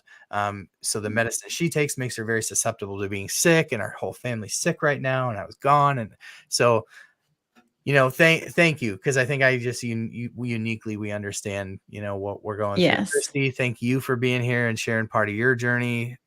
Always being willing to come on. And even in the throes of summer where it's like time to kind of relax. I'm glad that that Wegovy is helping you to kind of find, some help, I was just, Chrissy and I spent a good bit of time talking on the phone today on my drive back home, and, like the volleyball that you're doing and just like loving life. Right. And Wegovy is kind of something that's just fitting into that and like helping in the background. But yeah, it's just awesome to share our stories here. It's good to have all of you in the chat. Thank you for everybody who joined. Make sure that you like, and comment on this once we end this. And then your next bit of homework is to go over and follow Kim at the Plus Sides Podcast over here on YouTube. If you're on TikTok, DMF Kim on Mounjaro.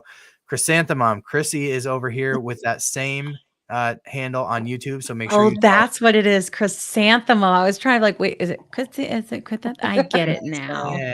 Cute. Chrysanthemum. She's got also her Instagram, which is Boredom Made Me Do It. She's a crafty little thing. What else you got? I don't know what your TikTok is. I don't know that you do much over there other than send me funny. I haven't made a TikTok in a long time. Madness. I just share them. I'll be sending you a message. Yes.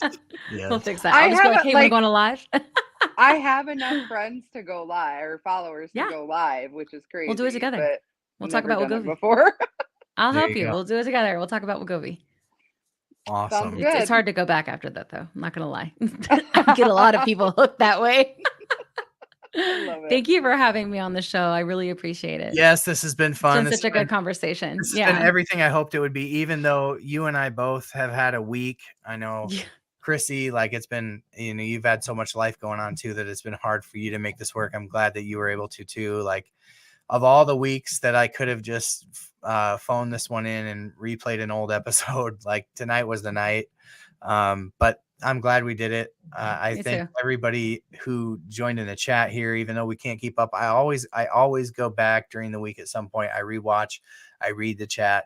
I really, really appreciate it. And I will shout out like Vanessa, you're always so active in the chat. Donna, you're always so active in the chat. Themby, thank you. There's so many people who join in here that after the fact, I'm like, man, I really wish that I could have thanked them in the moment. Sue the dude, who's a moderator, always contributing. So thank you all for being here. You're the best part of what I do at Man on the Mounjaro. Thank you, Chrissy. Thank you, Kim, for being here tonight. We'll do it again sometime. I'd love to do the plus sides again sometime. If you ever need a guest host or somebody to fill in, I will. Let me know. I love it. I love what you're doing over on TikTok. Chrissy, have a great week. Thank you for being here. And we will invite you both back whenever you want to come. Open invitation. Just let me know. All right. Thanks so much, Dave. You guys have a great night. Bye. Take care. Oh my goodness. This was a fun one. Thank you so much for sticking with us tonight. I appreciate each and every one of you. Donna, I owe you a shot, but I don't know if you're still here. Where am I putting this thing, Donna? Where am I putting this thing? Please don't make me take my shirt off. I'll have to go off camera for that for sure. But yeah, you can let me know where I'm plugging this thing tonight. It was a pleasure to have you all here tonight. You're all so wonderful. You're the best part of what I do at Man on the Mounjaro. If you're not a subscriber here, if you're new, make sure that you subscribe to the channel. Thank you for those who became members tonight. Members of the channel keep this thing going. Really, honestly, I couldn't do this without the members. They help support all the things that I have to, all the costs that I have to cover to keep this thing going with the graphics and the live streaming. And some night we're going to get back to taking live calls, probably after the summer subsides and I can get my feet underneath me a little bit. It seems like this is a little bit easier to do in the winter time in Iowa than it is in the summertime with all the things that go on. So yeah, Donna, if you don't let me know in the next 30 seconds, then, abdomen. All right, perfect. I missed it. Sorry, Donna. Thank you, Donna, for being such a awesome contributor here. And thank you for the ways that you have supported me. I can't tell you enough how much I appreciate you. Going right in the abdomen, going above the belly button tonight. I've heard that is helpful for some people. So I'm going just slightly above the belly button.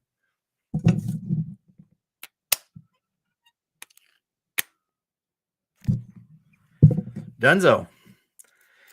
All right. Thank you. Let's see how right above the belly button treats me. I'll report on it next week. Thank you for those who followed me. There's lots of really good videos from this week. If you didn't catch the first part of this stream, lots of news broke this week. I did videos on all of them. Go back and check them out. If you're new here, make sure you subscribe to the channel. Thank you for being here tonight. It was a pleasure. Thank you to Kim. Thank you to Chrissy. You are the best part of what we do here at Man on the Mounjaro. I can't say that enough. I so appreciate each and every one of you who join here every week faithfully on Thursday night to cover all the news. So thank you. And until next week, we'll see you again. Enjoy your week on the pen.